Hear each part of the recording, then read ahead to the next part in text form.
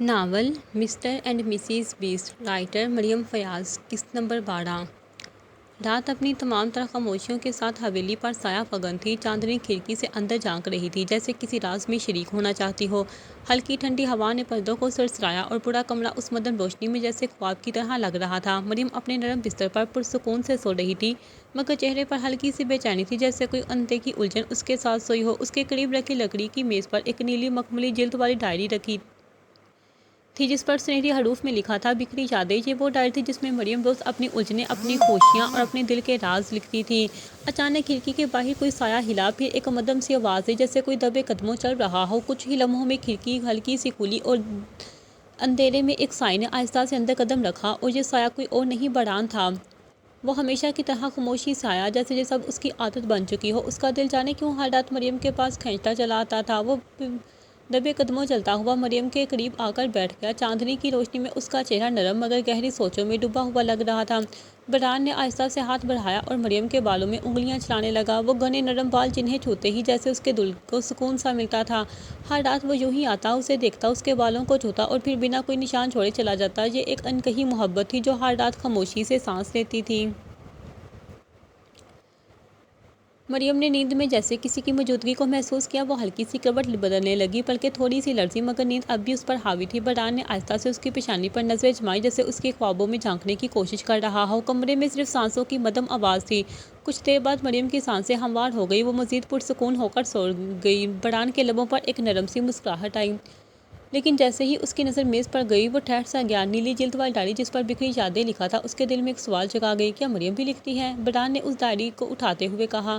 اس نے آہستہ سے ڈائری اٹھائی، اس کے ماتھے پر بر پڑ گئی۔ شاید یہ ڈائری اس تک مریم کے ماضی کی وہ کہانیاں پہنچا دے جو وہ زبان سے نہیں کہہ سکتی تھی۔ اس کے ذہن میں ایک ہی دم جھماکا ہوا، شاید مجھے انوشے کے بارے میں پتہ چل جائے، اس نے خود سے کہا۔ وہ چند لمحے مریم کو دیکھتا رہا، جیسے دل میں کچھ ٹوٹا ہو، کچھ بکھرا ہو، پھر آہستہ سے جھک کر مریم کے ماتھے پر ایک نرم بوسہ دیا، جیسے کوئی خاموش وعدہ کر رہا ہو کہ وہ کبھی اسے تکلیف نہیں دے گا۔ پھر وہ خاموشی سے اٹھا، ڈائری ہاتھ میں لی اور دبے قدموں کھڑکی کی طرف بڑھ گیا۔ چاندنی میں اس کا سایہ لمحہ بھر کے لیے رکا، پھر دھیرے سے باہر نکل گیا۔ رات مزید گہری ہو چکی تھی، ہوا میں ہلکی سی خنکی گھر رہی تھی۔ حویلی کے باغ میں کہیں دور ہوا کے ساتھ درختوں کی سرسراہٹ سنائی دے رہی تھی۔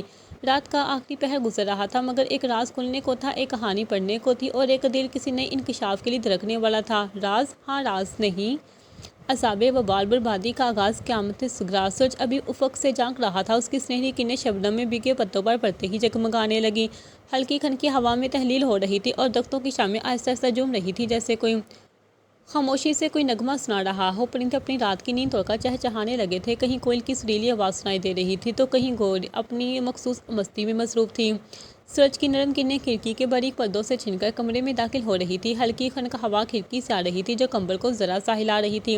کمرہ ایک شاہانہ مگر نفیس ذوق کا عکاس تھا۔ دیواروں پر گہری خاکی اور سمئی رنگ کا امتزاج، ایک جانب لکڑی کا وسیع بک شیلف جس میں ترتیب سے رکھی ہوئی کتابیں بران کے سنجیدہ ذوق کا پتہ دے رہی تھی، اور دوسری طرف ایک بلیک لیدر صوفہ جو کمرے کے جدید مگر شاہانہ انداز کو مکمل کر رہا تھا۔ سائڈ ٹیبل پر ایک گھڑی رکھی تھی جو صبح کے 8 بجا چکی تھی، مگر کمرے کا مکین اب بھی نیند کی گہری وادی میں تھا۔ بران بستر پر شرٹلیس الٹا لیٹا تھا، اس کا کمبل نیچے سرک چکا تھا۔ روشنی جب اس کے کسرتی مضبوط جسم پر پڑی تو اس کی چمک مزید نمایاں ہوتی تھی۔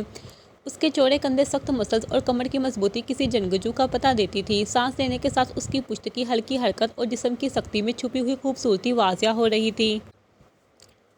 اچانک الارم کی آواز پورے کمرے میں گونجنے لگی۔ بران کی بوئیں ذرا سی سکڑیں، جیسے نیند میں خلل ڈالنے والا کوئی پسندیدہ شخص ہو۔ اس نے پلکیں جھپکائیں، پھر ہلکی ہوا میں نیند میں بوجھل سبز آنکھیں کھولیں۔ چند لمحے یوں ہی پڑا رہا، پھر ایک لمبی انگڑائی لی۔ جیسے ہی اس کے بازوؤں نے حرکت کی، اس کے مضبوط سینے اور مسلز کا تناؤ اور بھی نمایاں ہو گیا۔ اس کے بازو کی رگیں ہلکی ہلکی ابھریں، جیسے اس کی جسمانی مضبوطی کا خاموش اعلان کر رہی ہوں۔ وہ آہستہ سے اٹھا، بالوں میں ہاتھ پھیرا اور ایک ہاتھ سے چہرہ رگڑا۔ کچھ لمحے یوں ہی بیٹھا رہا، پھر اپنی روٹین کے مطابق الماری کھولی، اندر سے اپنا باؤ نکالا اور لمبے قدموں سے چلتا ہوا واش روم میں داخل ہو گیا۔ کچھ دیر بعد جب بران باہر نکلا تو وہ پہلے سے زیادہ تازہ دم اور پرکشش لگ رہا تھا۔ اس کے نیم گیلے سنہرے بوڑھے بال ماتھے پر بکھرے ہوئے تھے، اور پانی کے قطرے اس کی گردن سے نیچے کندھوں کی طرف پھسل رہے تھے۔ اس نے الماری کھولی اور بلیک 3 پیس سوٹ نکالا، پہلے سفید شرٹ کے بٹن بند کیے، پھر کالر کو درست کیا اور سلیقے سے بلیک ٹائی گلے میں باندھی، آخر میں بلیک ویسٹ کوٹ اور کوٹ پہنا، ہاتھ میں گھڑی باندھی اور آئینے میں خود کو دیکھا۔ وہ آج بھی اپنی روایتی وجاہت کے ساتھ مکمل تھا، ایک ایسا مرد جو کسی بھی محفل میں خاموشی سے اپنی موجودگی کا احساس دلا دے۔ بران کوٹ کے بٹن بند کرتے ہوئے چلتا ہوا سائڈ ٹیبل کے پاس آیا، جہاں نیلے مخملی سر ورق والی ڈائری رکھی تھی۔ اس کی نظریں اس پر جم گئی، لبوں پر ایک ہلکی سی مسکراہٹ ابھری۔ وہ آہستگی سے بیٹھا، ڈائری اٹھائی اور اس کے نرم سر ورق پر انگلیاں پھیری جیسے کسی انمول خزانے کو چھو رہا ہو۔ اس نے ڈائری کھولی اور آہستہ سے پہلا صفحہ پلٹا جس پر لکھا تھا، واپس رکھ کتے۔ بران چند لمحے ساکت رہا، پھر اچانک ہلکا سا قہقہ لگا کر سر جھٹکا۔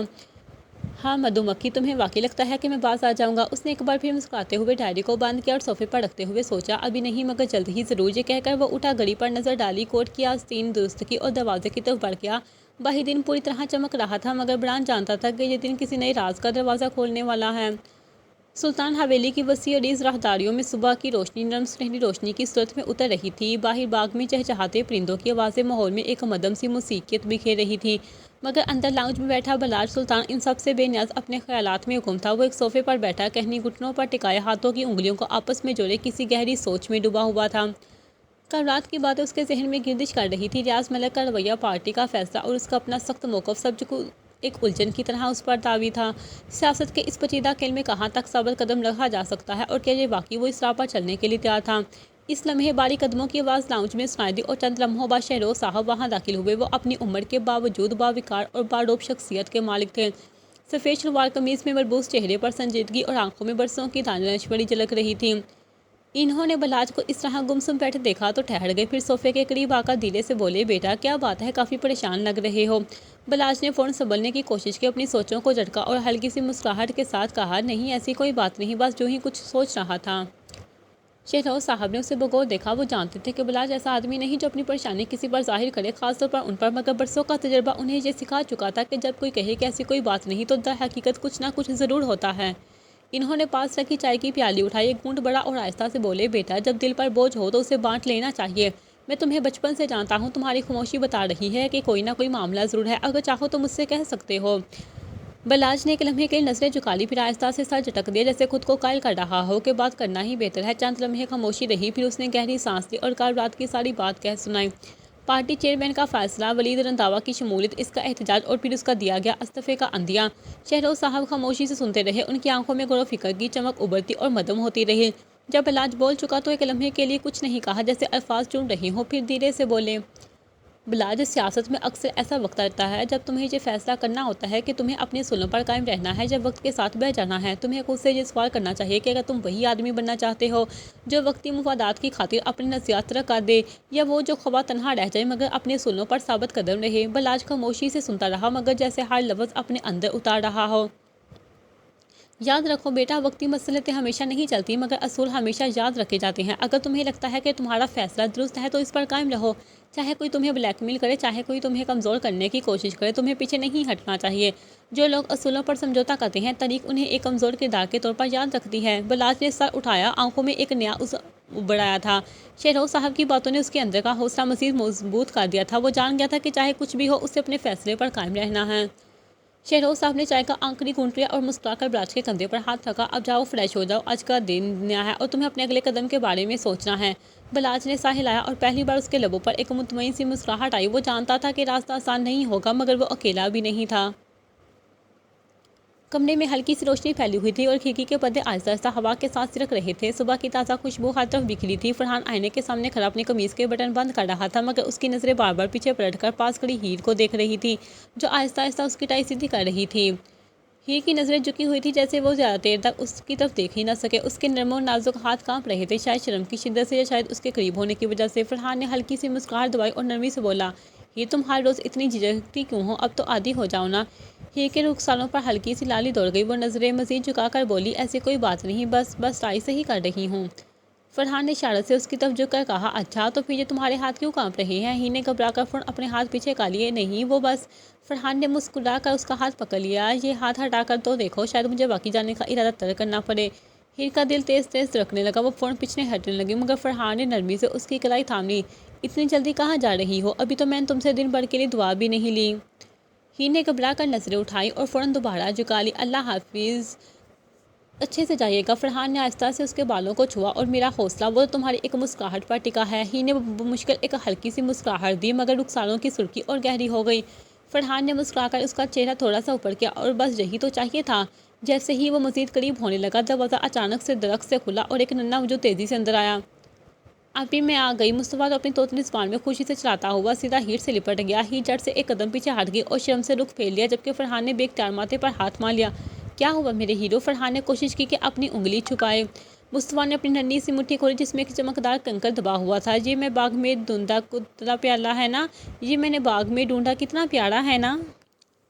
ہیر نے فوراً خود کو سنبھالا اور مسکراتے ہوئے اس کے بالوں میں ہاتھ پھیرا۔ ہاں مصطفیٰ بہت پیارا ہے۔ مصطفیٰ خوشی سے اچھل کر فرحان کی ٹانگوں سے لپٹ گیا۔ ہان آپ کیا کہا لیتے فرحان آپ کیا کر رہے تھے؟ فرحان نے جلدی سے گلا صاف کیا۔ کچھ نہیں، میں آفس جا رہا تھا۔ مصطفیٰ نے معصومیت سے ہیر کی طرف دیکھا، پھر فرحان کی طرف اور پھر شرارتی لہجے میں بولا، نہیں ہان، میں نے دیکھا آپ آپی کو پکڑ رہے تھے۔ نہیں، میں نے دیکھا آپ آپی کو پکڑ رہے تھے۔ ہیر کا چہرہ شدت سے لال ہو گیا اور وہ فوراً مصطفیٰ کی طرف متوجہ ہو گئی۔ چلو میں تمہیں چاکلیٹ دیتی ہوں۔ فرحان نے بے بسی سے مصطفیٰ کو دیکھا۔ یہ چھوٹا جاسوس کہاں سے آ گیا؟ مصطفیٰ نے کہہ کر لگایا، میں بہادر جاسوس ہوں، میں بہادر جاسوس ہوں۔ ہیر نے شرم سے نظریں نیچے کر لی، جبکہ فرحان مسکرا دیا۔ مصطفیٰ نے ہنستے ہوئے فرحان کے گلے میں باہیں ڈال دی۔ جان آپ چاکلیٹ لائیں گے نا میرے لیے؟ بالکل، لیکن شرط یہ ہے کہ اگلی بار اچانک نہ آنا، فرحان نے شرارتی نظروں سے کہا۔ ہیر نے فوراً مصطفیٰ کو اپنے قریب کر لیا۔ نہیں مصطفیٰ، آپ جب چاہیں آ سکتے ہیں۔ فرحان نے مصنوعی ناراضگی سے سر جھٹکا۔ اب تو یہ ہمیشہ میرا مزہ خراب کرے گا۔ ہیر نے نرمی سے مسکرا کر مصطفیٰ کی پیشانی چومی، جبکہ فرحان بے اختیار ان دونوں کو دیکھتا رہا۔ پھر ہیر بولی، فرحان آپ ہمیں راستے میں سلطان حویلی ڈراپ کر دیجیے گا، یہ کب سے ضد کر رہا تھا۔ ہیر بولی تو فرحان نے سر اس بات میں ہلایا، جبکہ مصطفیٰ خوشی سے اچھلنے لگا۔ کچھ ہی دیر میں وہ لوگ گھر سے نکلے۔ پہلے فرحان نے انہیں سلطان حویلی ڈراپ کیا اور خود آفس کی جانب گاڑی دھڑا دی۔ صبح کی نرم روشنی سلطان حویلی کی کشادگی میں پھیل رہی تھی۔ بڑے بڑے دروازے کے باہر ایک چمچماتی گاڑی آ کر رکی۔ دروازے پر کھڑے گارڈز نے گردن گھما کر اندر جھانکا اور پھر دروازہ کھول دیا۔ جہاں گاڑی بند کی، گوگلز آنکھوں سے ہٹایا اور حویلی کے وسیع آنگن میں داخل ہو گیا۔ سلطان حویلی کی شان و شوکت کا ہمیشہ سے چرچا تھا اور آج بھی ہر چیز ویسی ہی شاندار تھی جیسی وہ بچپن میں دیکھا کرتا تھا۔ وہ ابھی اندر ہی بڑھ رہا تھا کہ سامنے سے رودابہ سلطان آتی دکھائی دی۔ ارے جہان بیٹا، کیسے ہو تم؟ رودابہ بیگم نے خوش اخلاقی سے پوچھا۔ جہان نے مودبانہ انداز میں سر جھکایا۔ میں بالکل ٹھیک ہوں آنٹی، آپ کیسی ہیں؟ رودابہ سلطان نے نرمی سے مسکراتے ہوئے جواب دیا، میں بھی ٹھیک ہوں اللہ کا شکر، لیکن تم کھڑے کیوں ہو؟ بیٹھو نا۔ جہان نے کہا، جی آنٹی، وہ میں بس یونیورسٹی جا رہا تھا تو سوچا مہین کو بھی اپنے ساتھ ہی لیتا جاؤں۔ رودابہ بیگم نے حیرانی سے پوچھا، او تو تم دونوں ایک ہی یونیورسٹی میں پڑھتے ہو؟ جہان نے اس بات میں سر ہلاتے ہوئے کہا، جی آنٹی، بس ڈپارٹمنٹ الگ الگ ہیں۔ رودابہ بیگم خوش دلی سے بولی، اچھا چلو تم بیٹھو، میں بلاتی ہوں اسے۔ وہ اندر کی طرف بڑھ گئی، جبکہ جہان نے ادھر ادھر نظریں دوڑائیں۔ ابھی وہ آس پاس کا جائزہ ہی لے رہا تھا کہ اچانک کہیں سے زور زور سے بھونکنے کی آواز آئی۔ جہان فوراً الرٹ ہو گیا، اب جیسے کسی حملے کے لیے تیار ہو، مگر پھر جلدی سے سنبھل کر ادھر ادھر دیکھنے لگا۔ چند قدم کے فاصلے پر اسے رکی کے ساتھ کھیلتا ہوا مصطفیٰ نظر آیا۔ جہان نے ایک شیطانی مسکراہٹ کے ساتھ ان کی طرف قدم بڑھایا، ہاتھ باندھ کر کھڑا ہوا اور چہرے پر شرارت سجاتے ہوئے بولا، اوئے کتے، کیا کر رہا ہے؟ مصطفیٰ جو روکی کے ساتھ مصروف تھا فوراً غصے سے پلٹا اور گھورتے ہوئے بولا، تم تے روتی نام میں تھا، تم کتے روکی کے نام ہے اس کا۔ جہاں کی ہنسی ایک دم بند ہو گئی، وہ کچھ لمحے کے لیے چپ سا ہو گیا۔ اسی وقت دلان جو یہ ساری کارروائی چھپ کر دیکھ رہی تھی، زور سے ہنستی ہوئی سامنے آئی اور مذاق اڑانے والے انداز میں بولی، ہاں ہاں جہاں، چھوٹے سے بچے بھی ستری کروا لی تم نے۔ جہاں نے ناک سکوڑی، دلان تم بس موقع ڈھونڈتی ہو میرا مذاق اڑانے کا۔ دلان نے ہنسی دباتے ہوئے کہا، ارے نہیں، بس سچ بول رہی ہوں۔ وہ آگے بڑھی اور جہان سے گلے ملی، ویسے کافی دنوں بعد ملے ہو، سب ٹھیک؟ جہان نے مسکراتے ہوئے جواب دیا، ہاں سب ٹھیک، بس آج ایک نیا مسئلہ کھڑا کرنے آیا ہوں۔ اتنے میں اوپر کی سیڑھیوں سے مہین اترتی دکھائی دی۔ وہ جیسے ہی نیچے پہنچی تو اس کی نظر سیدھا جہان پر پڑی۔ دلان نے دونوں کو عجیب نظروں سے دیکھا اور آہستگی سے سرگوشی کی، میرا شک درست تھا، جہاں کچھ چل رہا ہے۔ جہان نے اسے گھورا، دلان فضول باتیں مت کرو۔ مہین سیدھا ان کے پاس آ کر رکی اور سوالیہ نظروں سے جہان کو دیکھا، تم کب آئے؟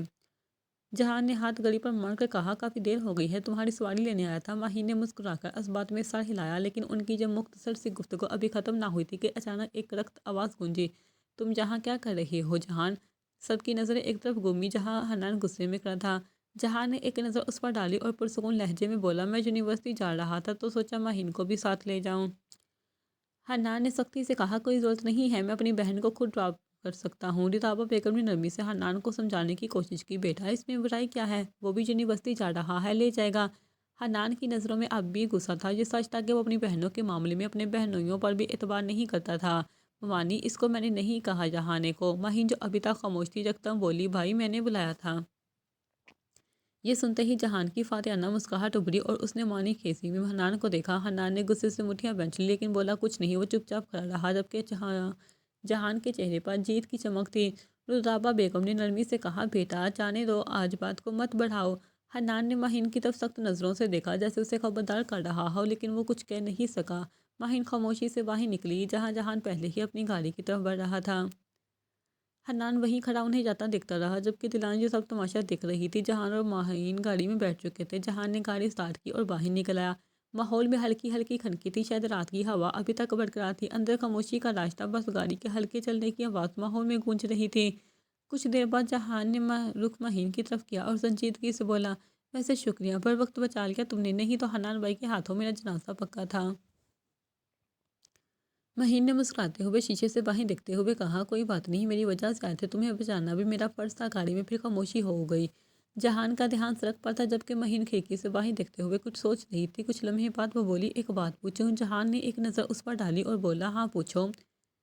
مہین نے گہری سانس لی اور پوچھا، اگر میں مر جاؤں تو کیا کرو گے؟ جہان نے ایک لمحے کو چونک کر اس کی طرف دیکھا اور پھر بڑے ہی جذباتی لہجے میں بولا، میں بھی مر جاؤں گا۔ مہین کے چہرے پر خوشی کی چمک ابھری اور وہ خوشگوار حیرت سے بولی، سچ؟ محبت میں؟ جہان نے ایک لمحے کے لیے سنجیدہ ہو کر اس کی طرف دیکھا، پھر اچانک مسکرا کر بولا، نہیں، خوشی میں۔ مہین کی خوشی ایک سیکنڈ میں ہوا ہو گئی۔ اس نے غصے سے جہان کو گھورا، تمہارا دماغ ٹھیک ہے؟ جہان نے ہنستے ہوئے کہا، کیا کرے، زبان قابو میں نہیں رہتی۔ مہین نے تب کا رخ موڑ لیا مگر پھر ایک لمحے بعد وہ پھر بولی، اور اگر میں چھت سے کود جاؤں تو؟ جہان نے بغیر سوچے کہا، تو تمہارے جنازے میں شرکت۔ یہ سن کر مہین غصے سے زور سے اس کے شانے پر تھپڑ مارتی ہے، بدتمیزی مت کرو جہان۔ جہان کہکا لگا کر ہنسا، ارے تم ہی پوچھ رہی ہو اور جواب بھی تمہیں پسند کا چاہیے۔ مہین نے ناک چڑھائی، تم لڑکے ہم لڑکیوں کے بغیر کچھ بھی نہیں ہو۔ جہان نے دلچسپی سے ابرو اٹھائے، اچھا، اور وہ کیسے؟ مہین نے ہاتھ باندھ کر کہا، فرض کرو اگر ہم لڑکیاں نہ ہوتی تو تم لڑکے کہاں جاتے؟ جہان نے فوراً جواب دیا، کہاں جاتے نہیں، کہاں سے آتے؟ مہین نے چونک کر اس کی طرف دیکھا اور پھر لاجواب ہو کر بیٹھ گئی۔ جہان نے فخری انداز میں گاڑی آگے بڑھائی۔ کچھ دیر بعد یونیورسٹی آ گئی۔ جہان نے مہین کے ڈپارٹمنٹ کے سامنے گاڑی روکی۔ مہین نے دروازہ کھولنے سے پہلے ایک نظر جہان پر ڈالی اور بولی، سنو۔ جہان نے لاپرواہی سے کہا، سناؤ۔ مہین نے تھوڑا جھجکتے ہوئے کہا، اگر کچھ مانگو تو دو گے؟ جہان نے مشکوک نظروں سے اسے دیکھا، ویسے دیتا تو نہیں ہوں مگر پھر بھی بتاؤ کیا چاہیے؟ مہین نے شرارتی مسکراہٹ کے ساتھ کہا، تمہاری بائک چاہیے ایک دن کے لیے۔ جہان نے حیرت سے اسے دیکھا جیسے اس کے کانوں پر یقین آیا ہو، دھکا دوں یا خود چلی جاؤ گی؟ مہین نے مایوسی سے ایک نظر اسے دیکھا پھر مصنوعی ناراضگی سے بولی، تمہیں بائک مجھ سے زیادہ عزیز ہے؟ جہان نے فوراً سر ہلایا، ہاں جی۔ یہ سن کر مہین نے غصے سے کہا، دفع ہو جاؤ، دیکھ لیا تمہیں، میں تو بس تمہیں چیک کر رہی تھی، اور غصے میں گاڑی کا دروازہ بند کر کے ڈپارٹمنٹ میں چلی گئی۔ جہان ہلکی سے آہ بھرتے ہوئے آسمان کی طرف دیکھ کر بولا، یا اللہ، اتنی مشکل سے مانی تھی پھر ناراض کر دیا، ایک تو میری زبان قابو میں نہیں رہتی۔ ریسٹورانٹ میں ہلکی موسیقی چل رہی تھی، اندر کی روشنی نرم تھی اور کھانے کی خوشبو ماحول میں بسی ہوئی تھی۔ زینب اپنی دوست ماریہ کے ساتھ ایک گوشے میں بیٹھی چمچ سے اپنی کافی ہلا رہی تھی۔ وہ دونوں ہنسی مذاق کر رہی تھی جب اچانک زینب کی نظر دروازے سے اندر آتے زین پر پڑی۔ اس کے ہاتھ رک گئے، آنکھیں ذرا پھیلی اور چہرے پر حیرت اور خوش جوش ایک ساتھ ابھر آیا، جیسے کوئی کھویا ہوا خزانہ مل گیا ہو۔ او مائی گاڈ، یہ تو وہی ہے نا؟ زینب نے جوش میں ماریہ کا بازو ہلایا۔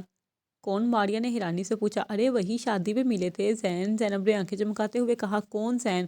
اوہو، وہی جو مجھے پہلی ہی ملاقات میں چیچڑا سا لگا تھا، لیکن وہ بہت مزے کا بندہ ہے، بس ظاہر نہیں ہونے دیتا۔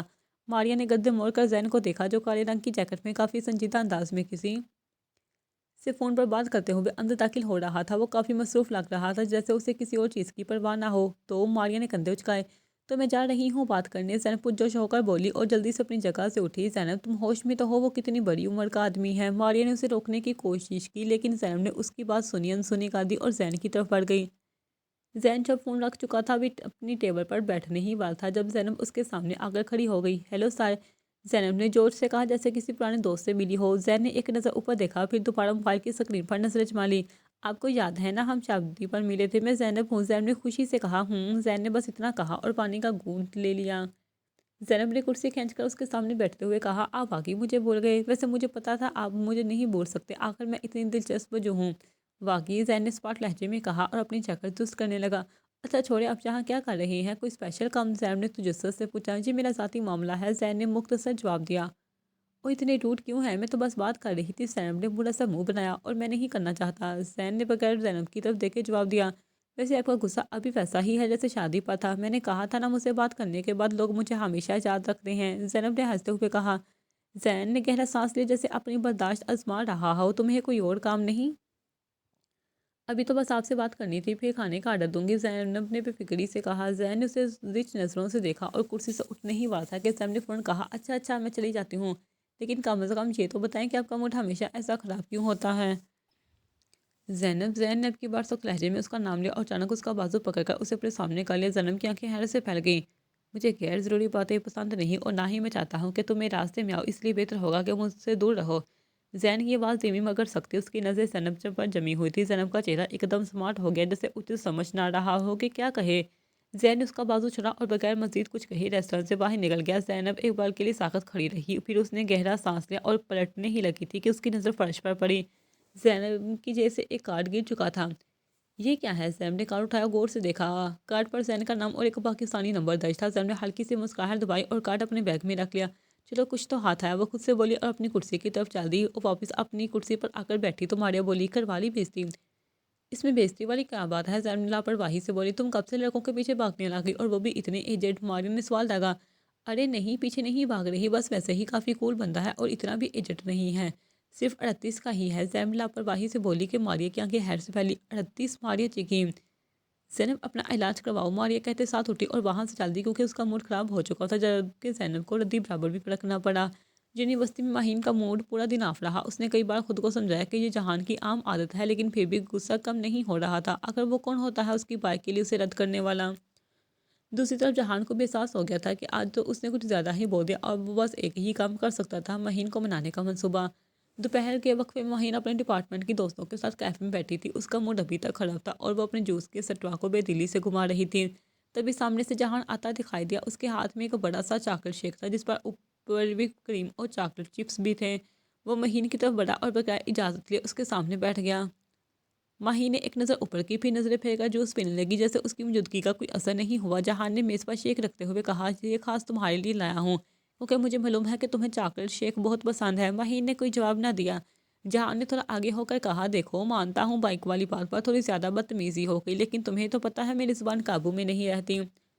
ماہی نے ابھی کچھ نہ کہا، بس چمچ لے کر شیک کے گلاس کو ہلانا شروع کر دیا۔ جہان نے چہرے پر بناوٹی افسوس کا اظہار کرتے ہوئے کہا، بس اب مانو نہ، دیکھو میں نے تمہیں چاکلیٹ شیک بھی لا کر دیا ہے، حالانکہ کیفے کی لائن میں 10 منٹ لگے تھے۔ ماہی نے ایک نظر جہان کو دیکھا اور پھر شیک کی طرف دیکھا۔ یہ سب کرنے کی ضرورت نہیں تھی، وہ سرد مہری سے بولی مگر آہستہ آہستہ شیک پینے بھی لگی۔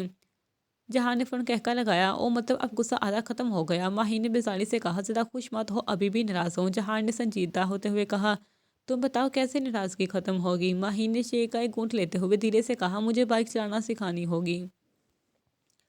جہان نے آنکھیں گھماتے ہوئے کہا، یہ لو، مطلب تمہیں صرف بائک چلانے کی فکر تھی، مجھ سے ناراضگی تو بہانہ تھی۔ ماہی نے معصومیت سے کندھے اچکائے، سیکھنی تو ہے نا؟ جہان نے سر جھٹک کر کہا، ٹھیک ہے محترمہ، آپ کی ناراضگی دور کرنے کے لیے آج ہی سکھاتا ہوں۔ یونیورسٹی کے بعد جہان اور ماہین پارکنگ میں آئے جہاں اس کی چمچماتی بائک کھڑی تھی۔ ماہین نے خوشی سے بائک پر ہاتھ پھیرا، مجھے یقین نہیں آ رہا کہ تم نے سچ میں مان لیا۔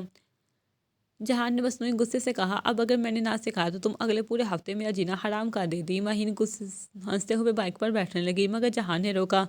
پہلے تمہیں بیلنس بنانا سکھاتا ہوں، ماہین نے مزاحیہ انداز میں کہا۔ ارے جہان، میں کوئی بچی تھوڑی ہوں، مجھے سب آتا ہے۔ جہان نے طنزیہ انداز میں کہا، ہاں پچھلی بار جیسے آتا تھا تم بائک کے ساتھ زمین بوس ہو گئی تھی۔ ماہین نے ناک چڑھا کر کہا، اب ایسا کچھ نہیں ہوگا، خود ہی بائک پر بیٹھ گئی۔ جہان نے سر پکڑ کر کہا، اللہ خیر کرے۔ پھر وہ آہستہ آہستہ ماہین کو گائیڈ کرنے لگا، اسے کلچ بریک اور ایکسیلیٹر کے بارے میں سمجھایا، پھر آہستہ سے بائک کو حرکت میں لانے دیا۔ ماہین نے دونوں ہاتھ مضبوطی سے ہینڈل پر جمائے اور جیسے ہی بائک چلی خوشی سے چیخی، جہان میں چلا رہی ہوں۔ جہان پیچھے سے ہنسا، ہاں ہاں لیکن زیادہ ایکسائٹڈ مت ہو ورنہ پھر سے گر جاؤ گی۔ ماہین نے خوش ہو کر رفتار بڑھانے کی کوشش کی مگر جیسے ہی بائک جھٹکا کھا کر آگے بڑھی وہ گھبرا گئی اور ایک دم بریک لگا دیا، نتیجہ بائک بند ہو گئی۔ جہان نے کہکا لگایا، واہ، تم سے بہتر ڈرائیور میں نے آج تک نہیں دیکھا۔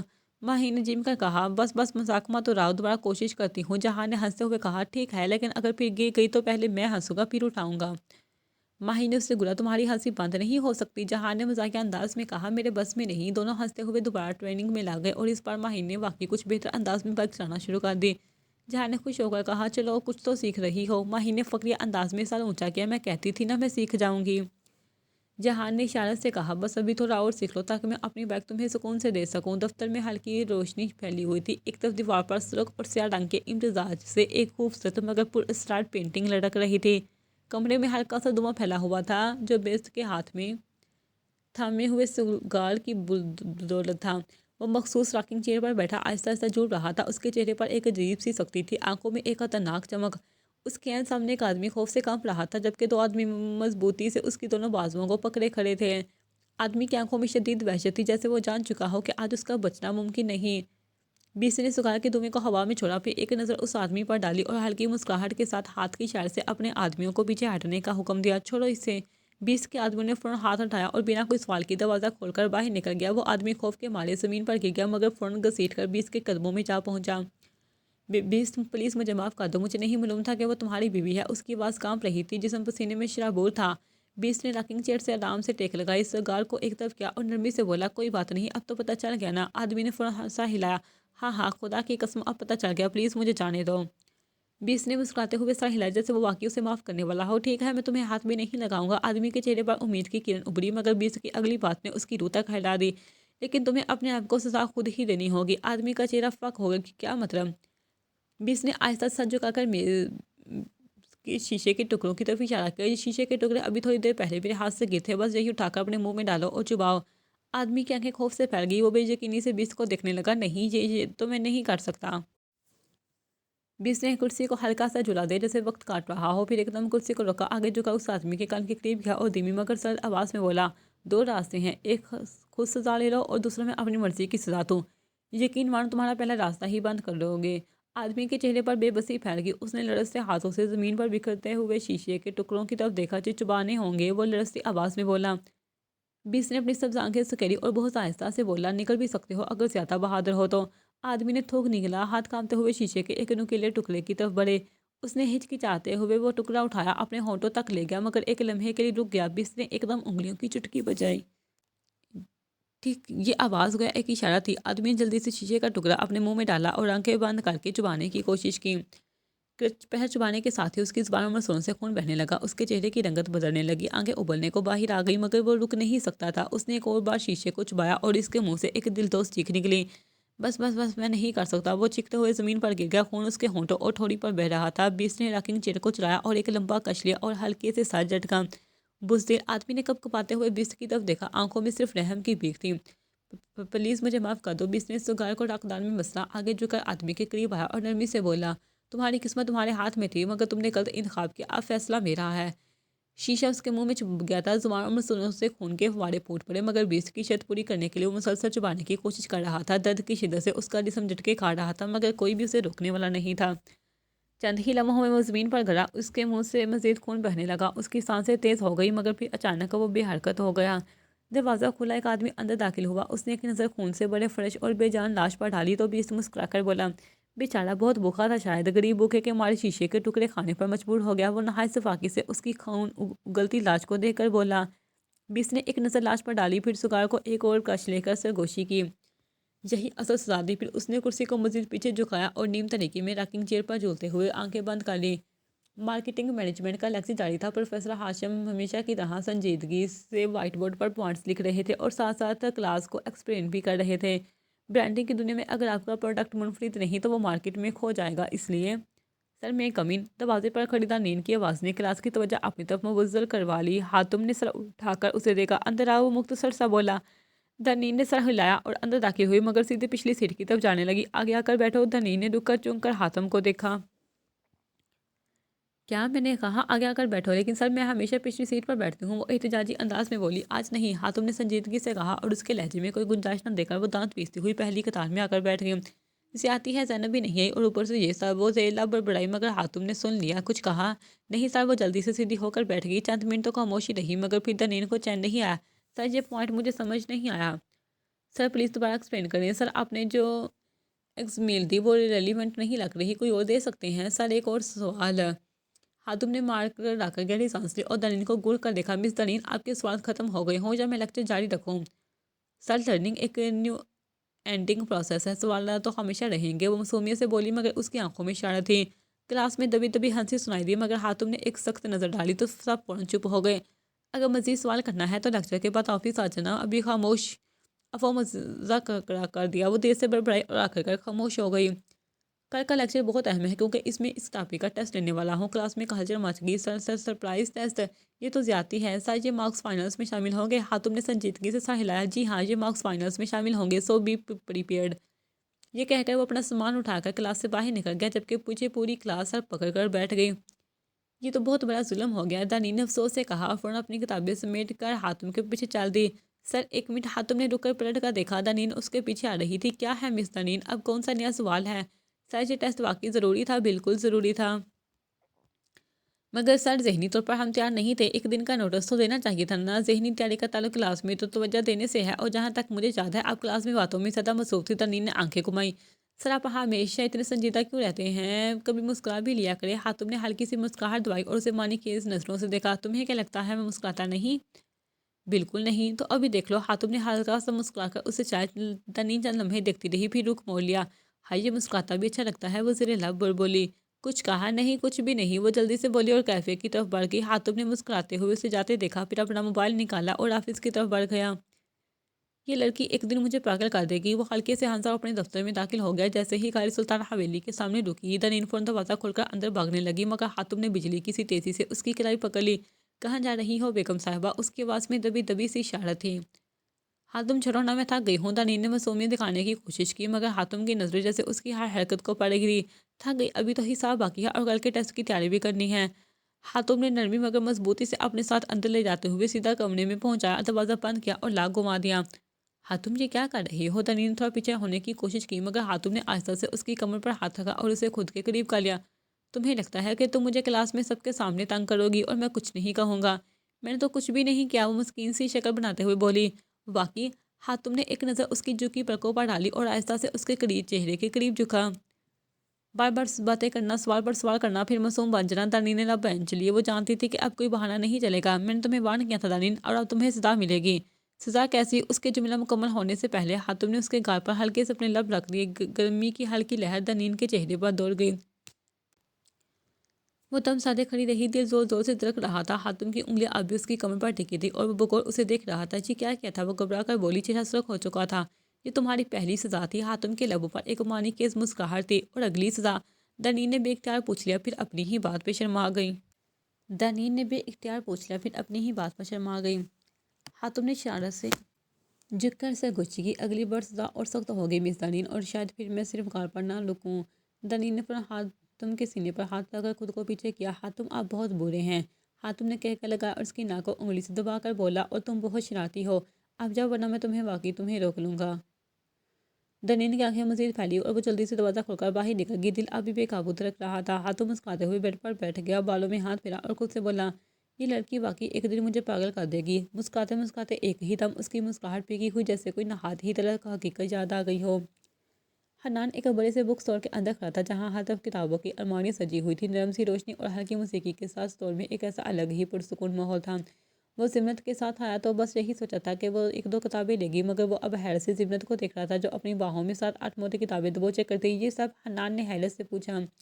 ہاں سب، زمرت نے مزے سے کہا اور کتابیں حنان کی طرف بڑھا دی. حنان نے بے بسی سے کتابیں تھامی ہی تھی کہ زمرت کی نظر اسٹور کے کاؤنٹر کے قریب ایک ریک پر پڑی، جہاں رنگ برنگے اسٹیکرز سجے تھے. گلابی رنگوں کے خوبصورت کارٹون اسٹیکرز دیکھ کر اس کی آنکھیں چمک اٹھیں. حنان، زمرت نے جورج سے کہا. بنا کسی مزید وضاحت کے حنان کو پکڑ کر اس طرف گھسیٹ لیا. کیا ہوا؟ حنان، جو پہلے ہی اس کی شاید سے حیران تھا، مزید الجھ گیا. مجھے یہ چاہیے. زمرت نے خوشی سے اسٹیکرز کی طرف اشارہ کیا. حنان نے بویں اچکائی اور زمرت کو حیرانی سے دیکھا. زمرت، تم بچی ہو؟ زمرت نے زور سے سر ہلایا. ہاں تو؟ حنان نے ایک لمبی سانس لی. ٹھیک ہے، لے لو. زمرت نے فوراً ایک پیکٹ اٹھایا اور فاتحانہ انداز میں حنان کو دیکھا. کچھ دیر بعد وہ دونوں کاؤنٹر پر کھڑے تھے، جہاں حنان کتابوں اور اسٹیکرز کا بل ادا کر رہا تھا. زمرت خوشی خوشی اپنی چیزیں تھامے کھڑی تھی، جیسے کسی بچے کو پسندیدہ کھلونا مل گئے ہوں. اسٹور سے باہر نکلتے ہی زمرت نے حنان کو ہلکے سے دھکا دیا، جسے وہ تھوڑا آگے ہوا. حنان نے سواری نظروں سے اسے دیکھا تو زمرت نے سڑک کے کنارے کھڑے ایک چھوٹے بچے کی طرف اشارہ کیا جو ہاتھ میں گجرے لیے کھڑا تھا. حنان نے گہری سانس لی. جان گیا کہ زمرت کو گجرے چاہیے. وہ آہستہ سے مسکرا دیا اور بچے کے قریب جا کر کہا. گجرے دینا؟ بچے نے خوش ہو کر گجرے حنان کو دیے تو حنان نے جیب سے والٹ نکالا اور 5000 کا نوٹ نکال کر بچے کو تھما دیا. بچہ حیرانی سے بولا. بھائی، میرے کھلے پیسے نہیں ہیں. حنان نے نرمی سے کہا. کوئی بات نہیں، رکھ لو. بچہ خوشی خوشی دعا دیتا وہاں سے چلا گیا، جبکہ زمرت حنان کو محبت بڑی نظروں سے دیکھ رہی تھی. حنان نے گاڑی کا دروازہ کھولا اور زمرت کو بیٹھنے کا اشارہ کیا خود ڈرائیونگ سیٹ پر بیٹھا، پھر مسکراتے ہوئے زمرت کی کلائی تھامی اور گجرے اس کے نازک ہاتھوں میں پہنا دیے۔ زمرت نے خوش ہو کر گجروں کو سونگا اور خوشبو میں کھو گئی۔ پھر اچانک کوئی یاد آیا اور وہ حنان کی طرف مڑی۔ ویسے حنان، مجھے ایک چیز اور چاہیے۔ حنان جو بھی گاڑی سٹارٹ کرنے ہی والا تھا، رک گیا اور بے یقینی سے زمرت کو دیکھا۔ اب کیا چیز؟ زمرت نے معصومیت سے جواب دیا۔ حنان نے بے مزید سے ماتھے پر ہاتھ رکھا، پھر ہنستے ہوئے گاڑی کا رخ سپر مارکیٹ کی طرف موڑ دیا، کیونکہ اسے معلوم تھا کہ زمرت کی چیز کی فرصت کبھی ختم نہیں ہونے والی۔ دنین حویلی کی لمبی گیلری میں ادھر ادھر ٹہل رہی تھی، کبھی کھڑکی سے باہر جھانکتی، کبھی ہاتھ باندھ کر آسمان کی طرف دیکھتی۔ اصل میں وہ ابھی کمرے میں واپس جانے سے بچنا چاہ رہی تھی۔ دنین اچانک ہاتم کی باری آواز سن کر وہ چونکی۔ اس نے جلدی سے پلٹ کر ہاتم کو دیکھا جو دروازے کے قریب کھڑا گہری نظروں سے اسے دیکھ رہا تھا۔ جی دنین نے ہکلاتے ہوئے کہا، جیسے پہلے سے کوئی شرط کرتے ہوئے پکڑی گئی ہو۔ ہاتم نے ہلکی سی مسکراہٹ کے ساتھ کہا، کمرے میں آؤ۔ دنین کے دل کی دھڑکن ایک دم تیز ہو گئی کہ کیوں؟ وہ مشکل بولی، جیسے اندر جانے کو کوئی خاص خطرہ ہو۔ ہاتم کے لبوں پر ایک طنزیہ مسکراہٹ ابھری، کام ہے؟ دنین نے مشکوک نظروں سے اسے دیکھا۔ یہی بتا دینا، کمرے میں کیوں جانا؟ ہاتم آہستہ آہستہ اس کی طرف بڑھنے لگا۔ اس کے قدموں کی آہٹ سن کر دنین پیچھے ہونے لگی، مگر جیسے ہی ہاتم ایک قدم اور قریب آیا، وہ سائشی نظروں سے اسے دیکھ کر بولا، کچھ کام تنہائی میں کیے جاتے ہیں دنین۔ دنین کی آنکھیں فوراً پھیل گئی، دل کی دھڑکن مزید تیز ہو گئی۔ وہ مشکل بولی کہ کون سے کام؟ ہاتم نے چند لمحے خاموشی سے اسے دیکھا، جیسے اس کے چہرے پر آنے والے رنگوں کو نوٹ کر رہا ہو۔ پھر وہ اپنے مخصوص انداز میں بولا، پڑے کیا؟ دنین کا منہ حیرت سے کھل گیا۔ ہاتم نے سنجیدگی سے سر ہلایا، جی چلو کمرے میں اور پڑھائی کرو، کل ٹیسٹ ہے تمہارا، اور اب کمرے سے باہر نظر مت آنا مجھے۔ لیکن دنین نے منہ بسوڑ کر کہنا چاہا، مگر ہاتم نے سخت نظروں سے اسے گھورا تو وہ بے بسی سے پیر پٹکتی ہوئی کمرے میں چلے گئی۔ ہاتم نے اسے جاتے ہوئے دیکھا، پھر مسکراتے ہوئے سر جھٹکا، جیسے اس کی ہر ادا پر فدا ہو چکا ہو۔